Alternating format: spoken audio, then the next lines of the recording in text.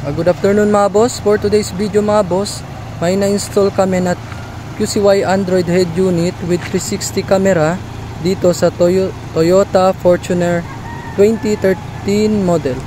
Ito pala mga boss yung 360 nang naman yan mga boss, yung karton nya. Ito naman mga boss yung head unit. Yan. At nagpa-install din si bossing mga boss ng own subwoofer. Yan, 10 car subwoofer. Yan mga boss. Yan mga boss, yung camera niya sa harap. Yan. Ito yung camera niya sa harap. Sa left side mirror. Yan. Ito naman mga boss, yung sa likod. Reverse. Then, yung Sondra mga boss. Yan. Pa-install din yan last time si bossing ng headlight. Then sa right side mirror mga boss. Yan, pasok tayo sa loob mga boss. I-post na siya. Tignan natin mga boss yung 360 view nya.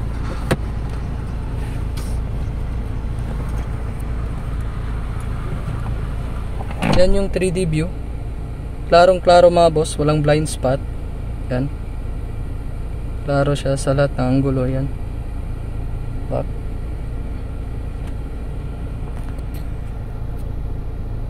Ito yung camera niya sa harap. Then sa likod, sa left side mirror, right side mirror, combination ng dalawang mirror, combination ng tatlong camera mga boss. Yan. Change natin. Yan yung sa likod mga boss. Then sa dalawang side mirror. Pag mag-reverse kayo mga boss, try natin muna yung reverse. Yan, automatic siya magti-trigger sa reverse camera. Park ako boss. Try muna natin mga boss yung music. At magana din yung steering control niya mga boss. Yan. Suabe. Robert. Okay mga boss, yung music. Then may equalizer siya mga boss. Yan po, kayo na bala mga boss kung anong nagustuhan nyo. Kayo na bala mag-adjust dito. May default, flat, power, vocal, natural. Yan, tignan natin yung mga apps nya, mga features.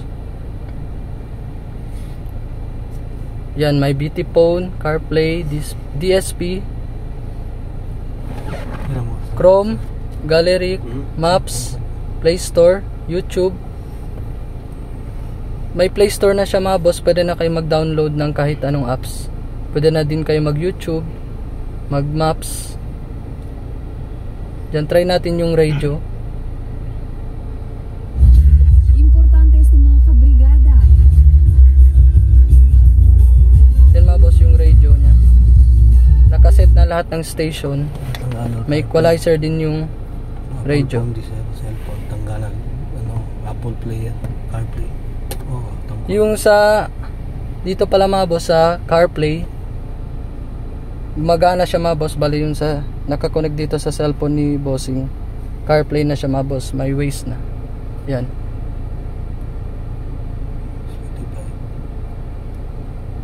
Yan siya mga boss.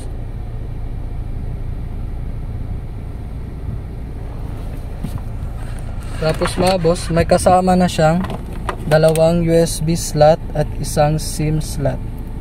Pwede nyo lagyan to mga boss ng SIM card. Open lang yung mobile data. Pwede na kayo tumawag at mag-text. Then pwede nyo lagyan ng USB cord dito mga boss. May mga song kayo, pwede nyo lagay dito. Then for recording din to mga boss, pwede din siya for recording. Lagyan ng USB dito 3.2. Then mga boss, tignan natin yung subwoofer na pina-install ni bossing. Dito pala sa driver seat. Yan, dito sa under seat. Yan mga boss, yung subwoofer. Diyan sa baba nakalagay. Kasi dun sa kabila mga boss, medyo hindi siya kasya. Dito nilagay namin. maganda yung subwoofer ni Bossing, napakalakas din at malinaw yung tunog. Yun lang mga boss, visit our shop sa Andres Auto Accessories, Governor Ramos Street, Santa Maria, fronting Sir Kyle Satiaus. Yun lang mga boss, thank you.